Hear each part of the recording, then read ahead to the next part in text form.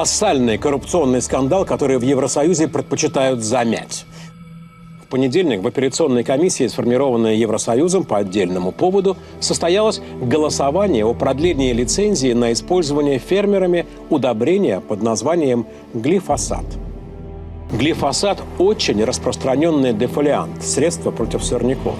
Его производит гигантская транснациональная корпорация Monsanto. Глифосат тоже хотят запретить, поскольку он практически не выводится из человеческого организма, накапливается и по робкой оценке Всемирной организации здравоохранения является возможным канцерогеном, то есть вызывает рак. Лишь в Европе Monsanto тратит на свои лоббистские проекты порядка 1,5 миллиарда евро в год. По правилам, решение могло быть принято, если за него проголосовало не менее 16 стран ЕС с суммарным населением 65% от всего населения Евросоюза. Так называемое демографическое большинство. Без Германии никакого демографического большинства не было бы. Но ведь до сих пор Германия всегда была против глифосата. И именно так должен был голосовать Шмидт. Но Шмидт проголосовал за глифосат.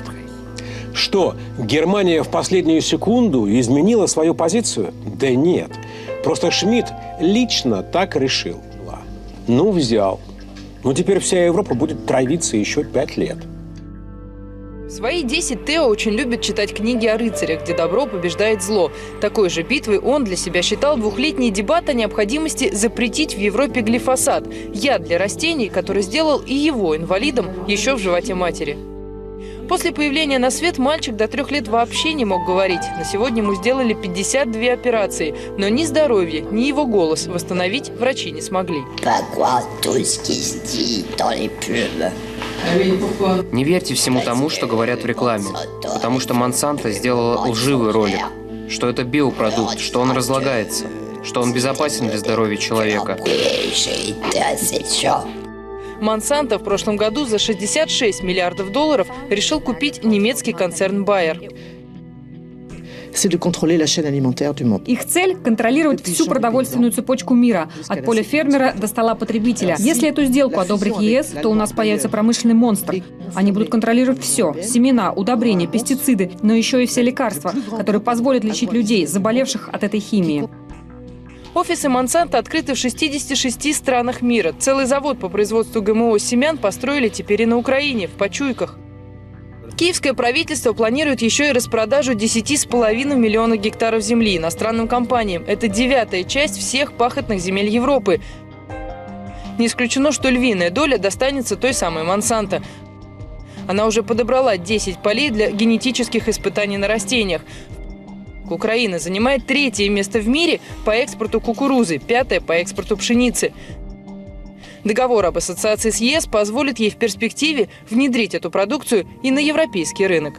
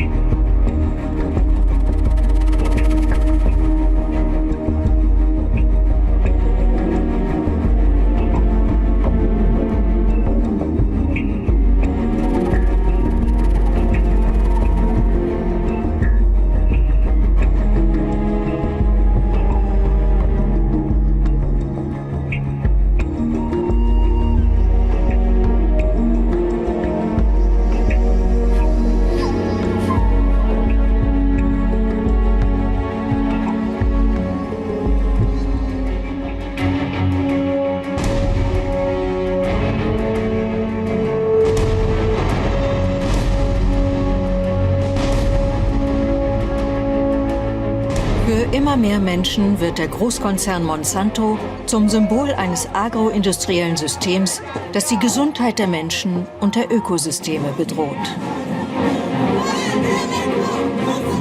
Im Oktober 2016 riefen Persönlichkeiten aus der internationalen Zivilgesellschaft in Den Haag ein außergewöhnliches Tribunal ins Leben. Monsanto selbst hat eine Teilnahme eigener Vertreter oder Zeugen abgelehnt. Ces photos sont celles d'un petit garçon qui s'appelle Théo, qui est mon fils. Il est né avec de multiples malformations, en particulier une atrésie de l'œsophage, qui ont au total nécessité 50 opérations. Nous avons une carrière d'équitation, c'est notre métier. Donc nous avons un grand espace de 700 mètres carrés pour monter à cheval, qui est en sable, et sur lequel chaque été, je passais un désherbant à base de glyphosate. Parce que j'avais vu une publicité qui disait que ce produit était le moins nocif et était biodégradable. Et donc je me suis dit que c'était le produit qu'il fallait utiliser, qui était le moins mauvais, on va dire. Glyphosat ist ein sogenanntes Totalherbizid. Es wirkt unselektiv und zerstört sämtliche Pflanzen. Im Jahr 2016 wurden weltweit 800.000 Tonnen Roundup verwendet oder entsprechende Nachahmerpräparate. La información, además, que nos brindan los medios de comunicación masivos, está totalmente manipulada justamente para que la ignorancia nos lleve a la sumisión y a ser cómplices de este modelo asesino que nos enferma constantemente. Yo trabajaba como peón rural, llenando aviones para fumigar los campos sembrados. ¿Y qué productos utilizaban? Usamos todo tipo de veneno. Glifosato era lo que más se utilizaba. Estoy así por los agroquímicos. Es un genocidio silencioso, a la cual yo no quiero ser cómplice. Fue que no siempre había habido estos problemas de salud en estas localidades. Y el cambio de enfermar y de morir de estas personas coincidía en el tiempo con la instalación en los territorios en los que están situadas estas localidades de un modelo tecnológico de producción agroindustrial de eventos transgénicos dependientes y adictos a glifosato. Did this study show that glyphosate may cause cancer? Yes, Monsanto's did find various types of cancers. I took Monsanto's data and put it all the various lymphoblastic lymphosarcomas in the subcutaneous tissues. They found all these different types of cancers. These cancers affected the brain, the heart, the lungs, the liver. But they concealed the information. Sri Lanka was known as the plenary of Oriental world. We had a great tradition, and we have been cultivating rice continuously for 25 centuries. We never had such a problem among our farming communities until mid-1990s. It was initially named as chronic kidney disease of unknown cause, because usually kidney diseases are due to long-standing diabetes or hypertension. Please believe me, 24,800 people died due to this kidney disease. And the estimated number of patients in Sri Lanka is almost 69,000 according to the government statistics. Glyphosate damages the soil, damages the plant, damages the animals, damages us. It's a broad-spectrum ecocide. I accuse the European authorities of committing scientific fraud. This fraudulent approach made it possible for the authorities to reinforce the conclusion originally drawn by the Monsanto-led glyphosate task force, the submitters of the dossier.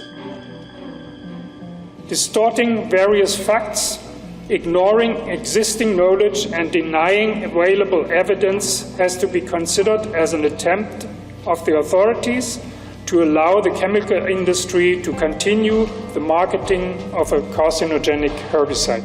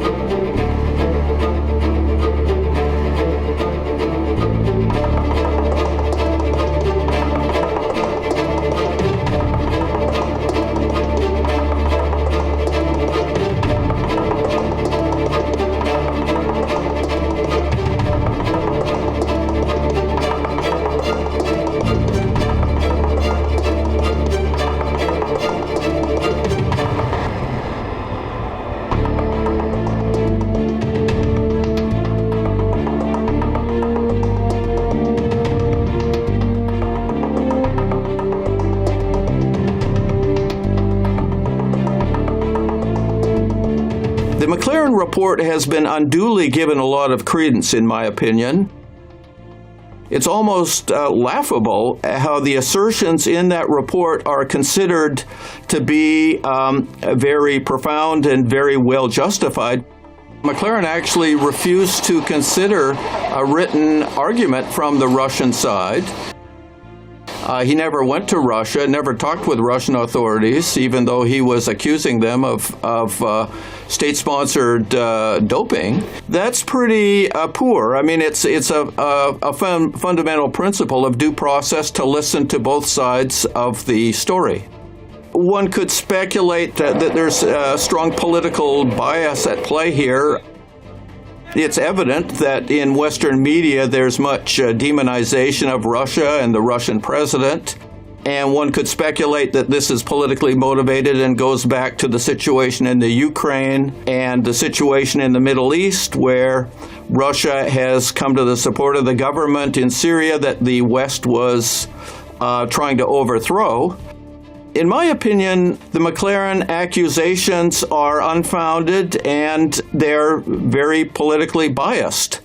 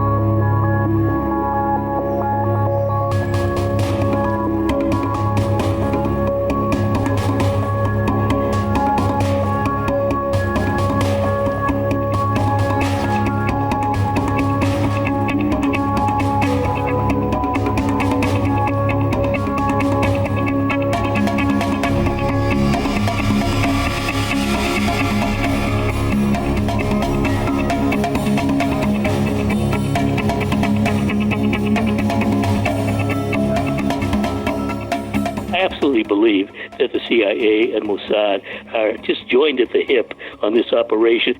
They've wanted regime change in the country since the 1979 revolution. I mean, almost 40 years ago. And they tried it in 2009 with the Green Revolution. The country is a population of 80 million people. Most of them want nothing to do with the protests. And a big thing about the protest, which is a tip-off for me of foreign meddling, is the fact that 21 people were lethally shot. I mean, when people protest, they don't come out in the streets with pistols and rifles and shoot people. I mean, they might do vandalism, they might do stuff like that.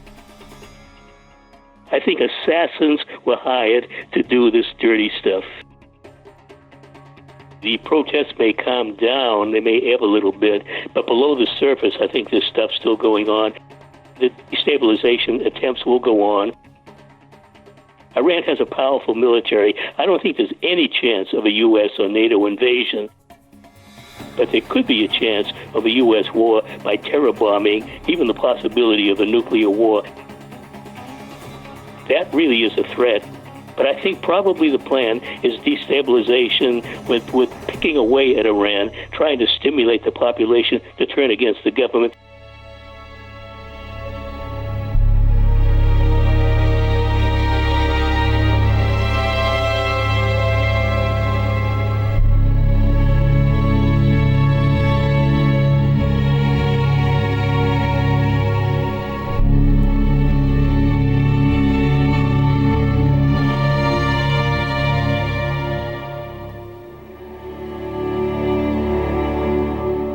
just seeing protests and an attempt at an uprising in Iran, which is classic in the way that the United States and Israel, because you can't divide the two, operate in terms of regime change. So what you do is you get the people themselves to remove your target regime and claim that it's a people's revolution, when what you have actually been doing is supporting groups and factions within the target country with information, with intelligence, with training, and with weapons to bring about that very people's revolution, which is actually just a revolution to remove the regime you don't want.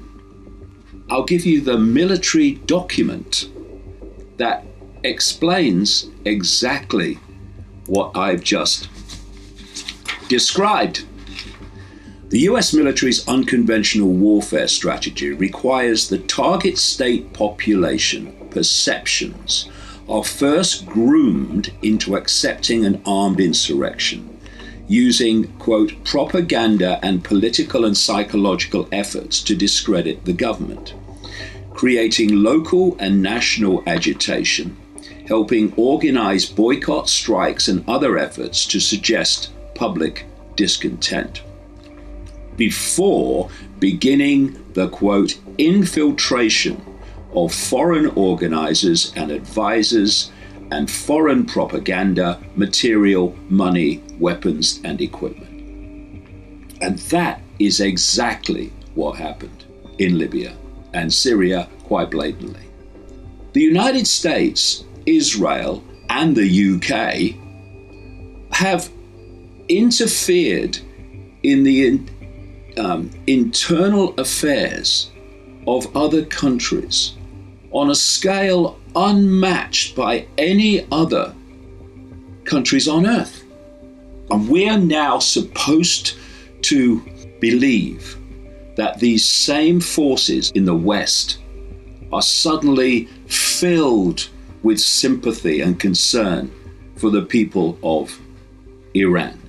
People who have suffered economically because of the sanctions imposed by the United States. The hypocrisy is stunning. The simple truth is that the United States, Israel, and throw Britain in there as well, because they're always in there, is at war with Iran. They may not be dropping bombs yet and invading the place, but they're at war by any definition of the term.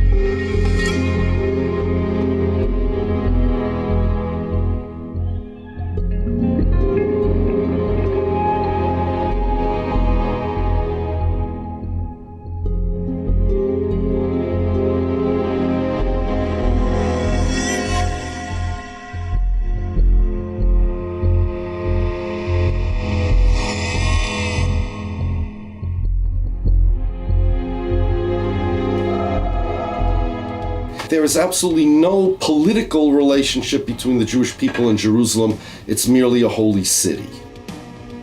The Jewish people don't have a capital. We never had a capital. Countries have capitals. States have capitals. Now, the Jewish people are not a country or region. The Jewish people are a religious community. We pray towards Jerusalem, but we relate to Jerusalem only as a holy city, not as a political capital city of the Jewish people. And because it's a holy city, it doesn't matter who has sovereignty over it. Jerusalem is just as holy and just as much Jerusalem, whether it's under the auspices of the Turks, or the Romans, or the British, or whoever. It's important to know that the Zionists were the ones that started this business of the capital of the Jewish people. I was born in America, my father was born in Poland, my mother's family's from England. We have nothing to do with Israel.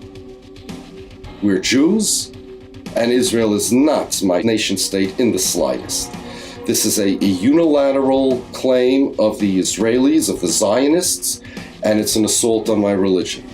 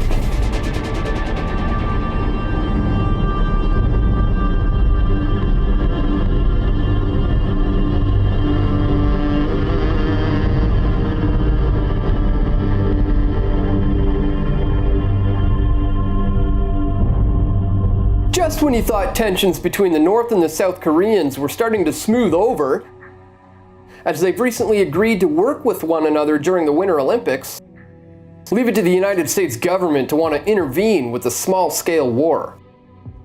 Amid signs of a thaw in North Korea, tensions bubble up. In exactly 1 week from today, U.S. Secretary of State Rex Tillerson is going to be at a conference in Vancouver that is geared towards persuading North Korea to end its nuclear program. But before that happens, U.S. making plans for bloody-nose military attack on North Korea to stop its nuclear weapons program. The White House has dramatically stepped up preparation for a military solution in recent months amid fears diplomacy is not working, well-placed sources said. These kinds of threats are not going to intimidate North Korea, but it's certainly going to deepen their distrust, and it may even prompt rash action if they feel they're in imminent danger. And North Korea considers its nuclear program to be vital to its survival, so they're not just going to trade it up merely for some sanctions relief. The United States government has brilliantly disguised their global regime change operations as humanitarian missions. And sometimes, if the big bad boogeyman isn't scary enough, they'll intervene in order to provide order out of chaos. They're going to push to move this diplomatic approach towards a military approach, just as Trump has hinted towards, and this has been the goal of the deep state all along, whether he realizes it or not.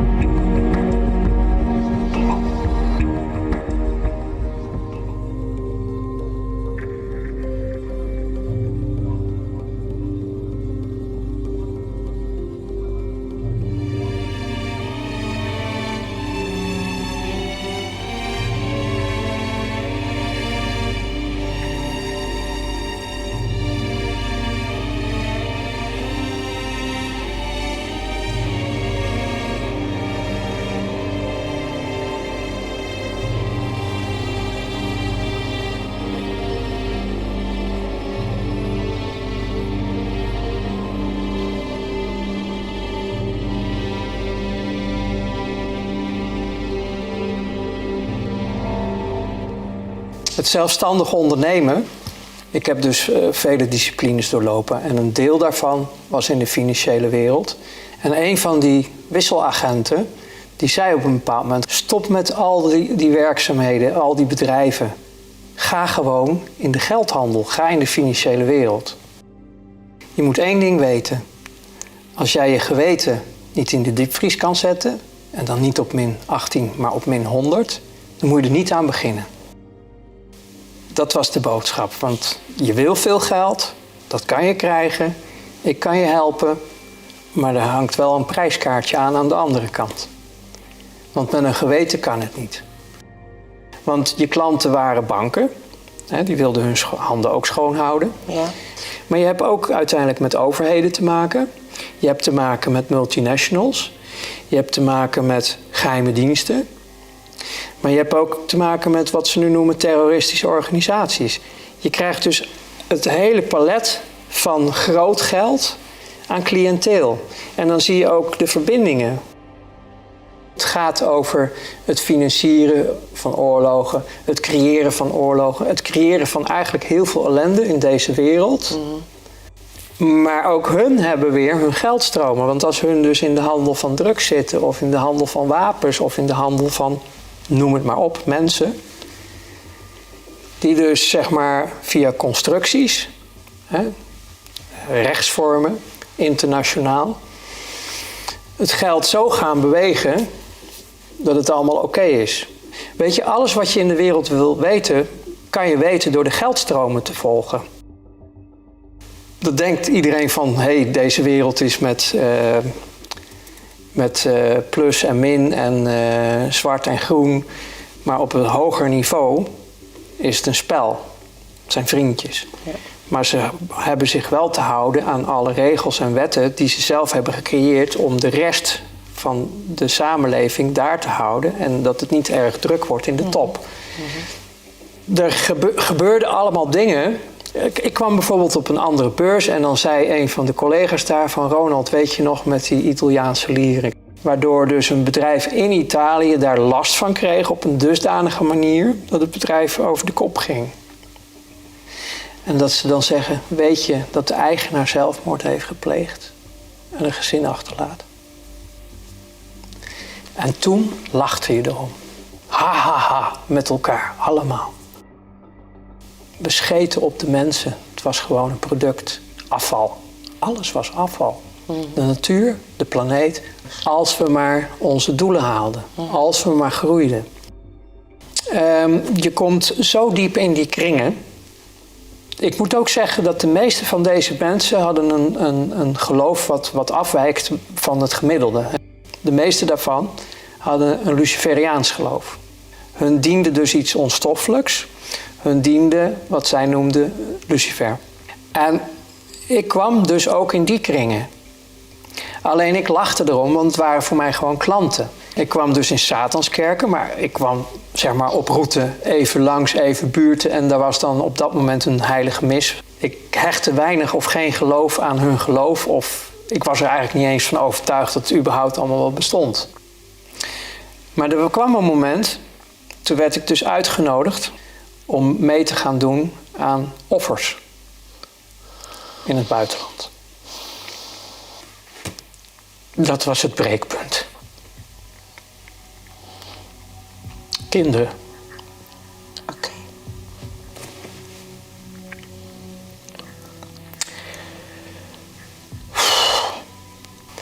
En toen begon ik dus dingen te weigeren binnen mijn werk.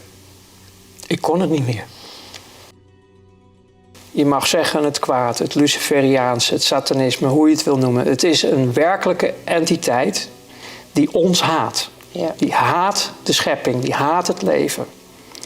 En zal er ook alles aan doen om ons mensen te vernietigen. En hoe doe je dat? Door ze uit elkaar te houden. Verdeel en heers, dat klopt.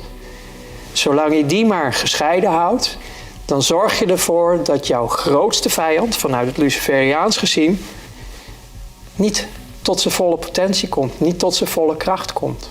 Niet kan gaan staan, want op het moment dat dat gebeurt, dan verdwijnt het. Dan verdwijnt die hele brulboei, dat monster, Het monster van meer, die verdwijnt.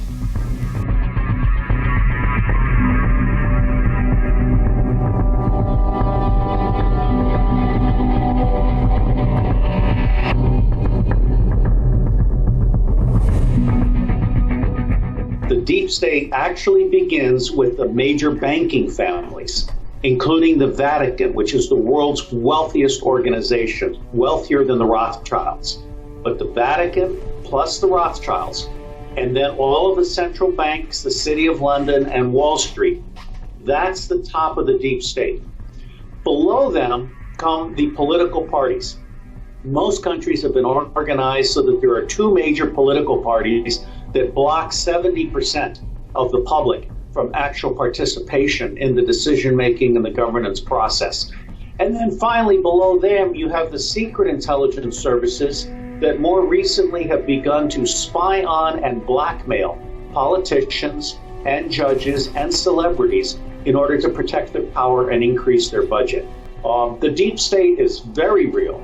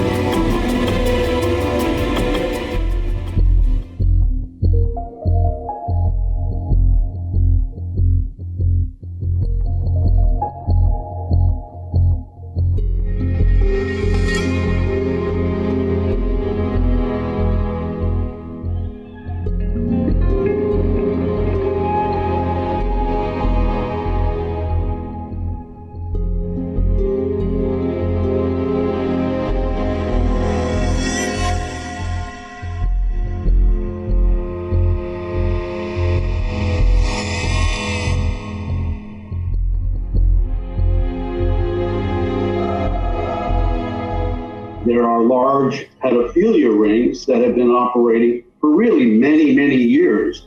People don't realize, and it just kind of went underground from people's consciousness, and then resurfaced, of course, last October, November, and December with the release of the John Podesta emails, and then came the Pizzagate, and then that got the ball rolling for Pedogate, which is basically the world scandal of this trafficking ring network that's been going on for many, many years on this earth, and is carried out by the ruling elite. We're talking about the bloodline families. Probably the most visible one is the Rothschilds, but it's all of them. It's the Rockefellers. It's the Bushes and the Clintons. I mean, there was that very corrupt dynasty that they had in power right through Obama.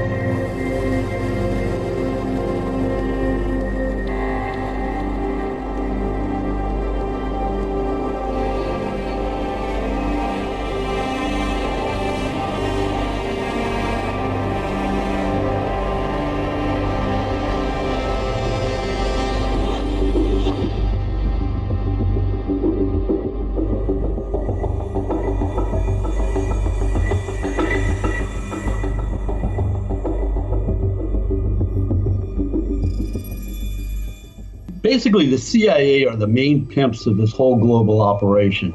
They really are the culprits. And they work with the State Department, U.S. State Department, embassies all over the world. And they take kids from orphanages, they use charities, they use front organizations, and they use the Red Cross. They're all involved in this. The UN, the military intelligence is involved. America sends its troops to, at least 134 countries. Wherever you find a whole concentration of military, you'll also find a lot of trafficking.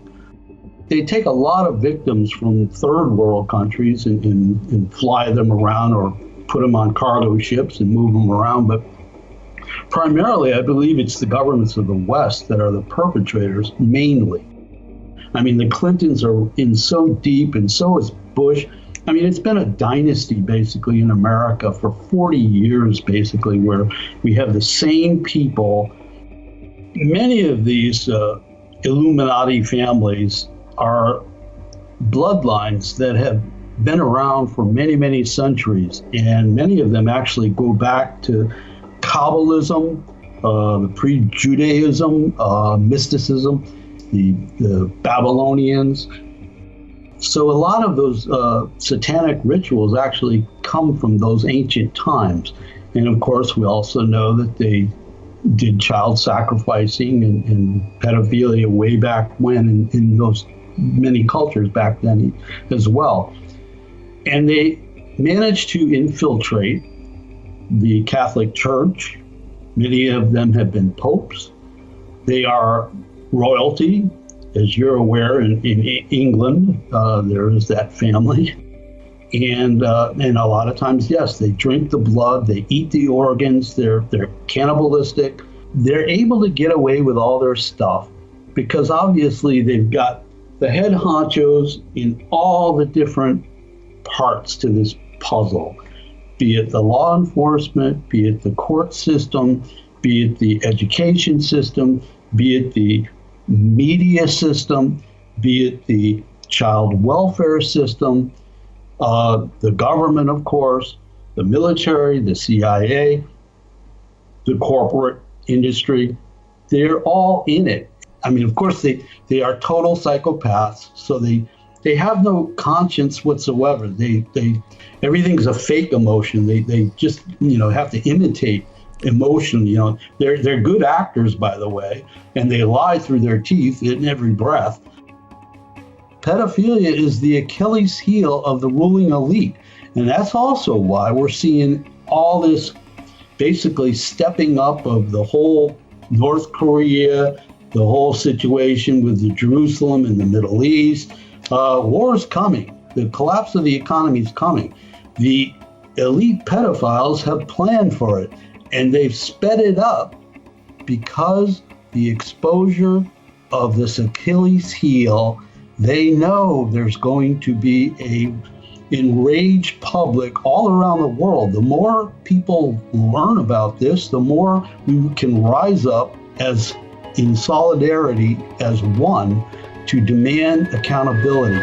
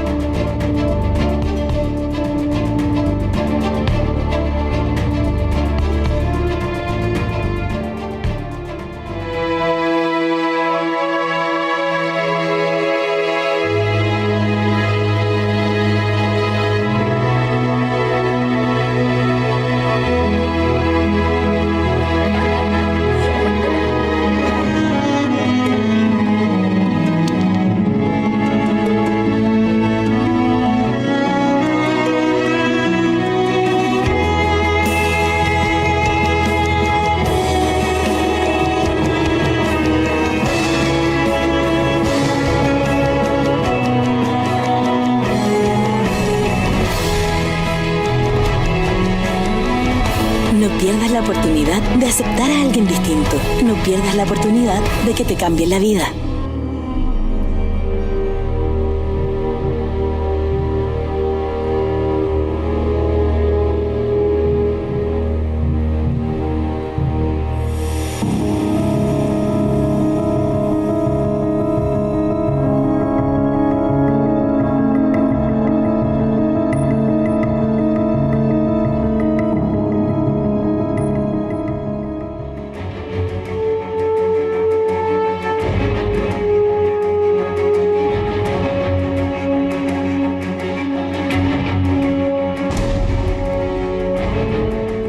People on this planet, they don't know there's extraterrestrials.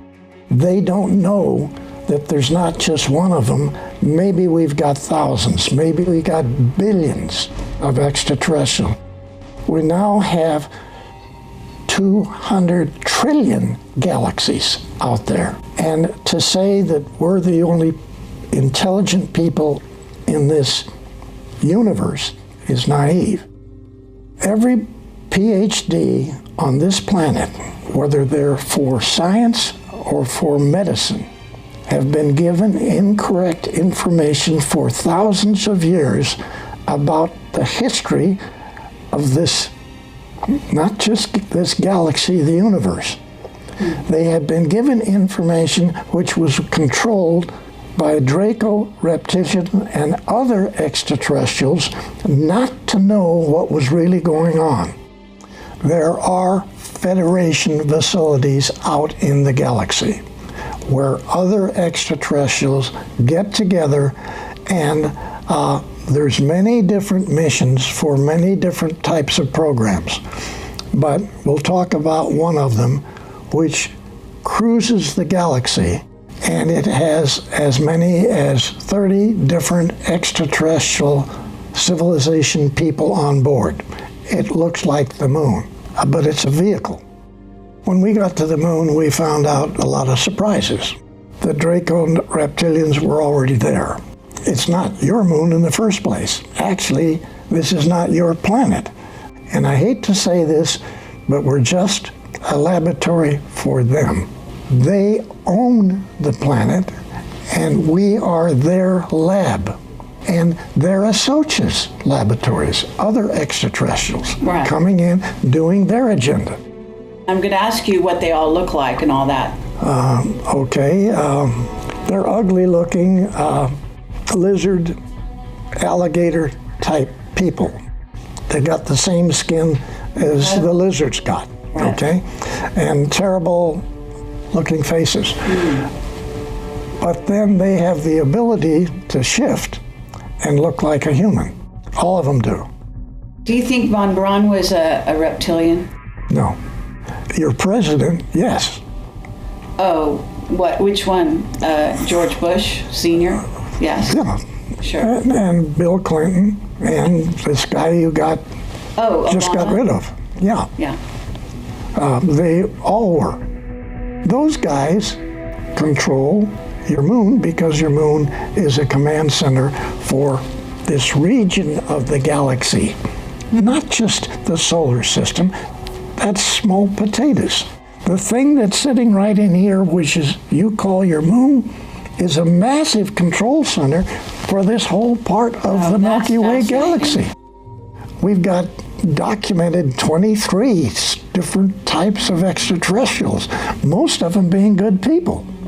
But then we've got these massive capability with facilities of the Draco extraterrestrial side that, you know, they're controlling. And they don't just control this planet.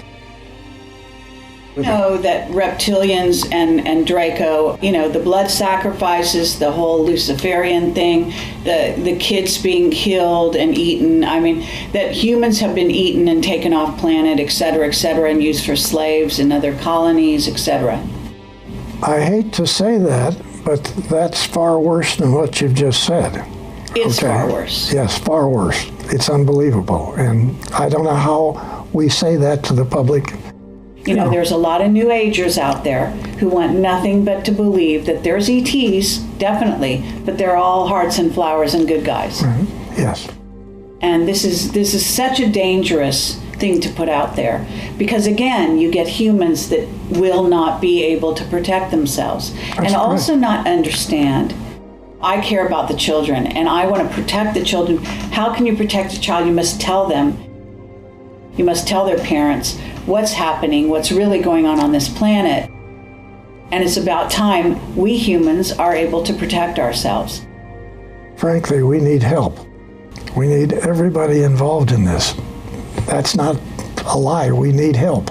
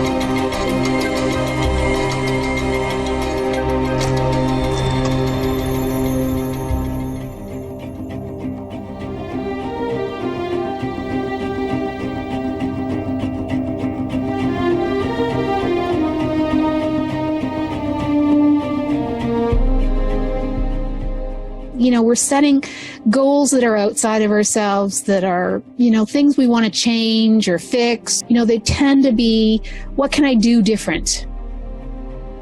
That's a good thing to do. It is good to do those things differently. But one needs to keep in mind that it's not the doing that is really so important. And that goes on both ends. It's not only the things that you do that really aren't that important, or the things that other people do that affect you. What's really important is why you do them and how you deal with the things that come to you. That's what's really important. So rather than doing things better, it would be a nice change to think about, how could I be better? It's not just that I'm going to manipulate the world in a better way, and I'm going to make sure that I take advantage of this and don't do that and avoid this kind of trouble and get these things. That may make your life seem a little better, but if you don't really change who you are, then you're still going to be living that same life, more or less.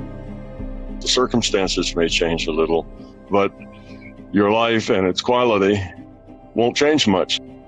This is the problem with resolutions, because usually once you make a resolution, you tend to need to follow it really, really closely. And then once you fall off, well, then that gives your ego an opportunity to say, oh, well, you couldn't stick to it. And that's often what happens. And we sort of lose track. You have to really want to change at the being level. You have to really want to change at a deep level. If you really want to change those behaviors, you can. Because you'll be waiting and you'll say, well, when I get around that person, I'm not going to be annoyed. I'm just going to let it go. And you feel yourself getting annoyed and you just don't do it. Don't go there. If you just work it from the intellect, well, okay, you'll be more polite than you would have been otherwise. But that's not the point. The point is you have to want to change it. You have to say, I don't want to feel that way. I don't want to be that way. But it's not easy and it's not quick. But if you really want to do it, if you really have an intention, if your intent is to do it, and that's a strong intent that you keep with you, and it's an honest, being level intent, you will succeed. Your intent changes reality. That's why we start with being authentic and finding out who we are. Why do we do the things we do? What are our fears? You have a fear that you're not going to be seen as successful in the eyes of others. Well, why do you need that? Well, the only reason you could need that is because you feel inadequate and you want to prove to yourself and others that you are somebody special. What's driving you? What's creating the stress? You see, you get rid of the fears and the stress goes away. I would disagree with the person who thinks that some fear is a good thing, even those safety fears. You have to be aware.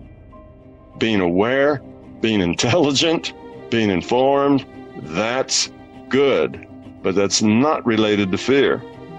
That's related to just being intelligent. Am I stressed? If you are, there's a fear. There's a problem. There's an ego issue going on. Are you annoyed? Do you get angry? Are you unhappy? Are you struggling all the time? All the negative stuff, all the negative feelings. Whatever it is, if it's a negative word, if it's something negative, that when you look at yourself, that goes to ego and belief, and you just need to want to get over it and have the intent to get over it. There's 1,000 problems out there that people have, but it all boils down to the same thing. And that's get rid of the fear, be authentic, live your life at the being level, and happiness just happens. And love is the answer. The love, the caring, compassion, that's the answer. Not act differently, but actually be differently. That would be a good intention for the new year, to start out a new year. This year, I'm just going to be who I am, the way I am, and see how that works.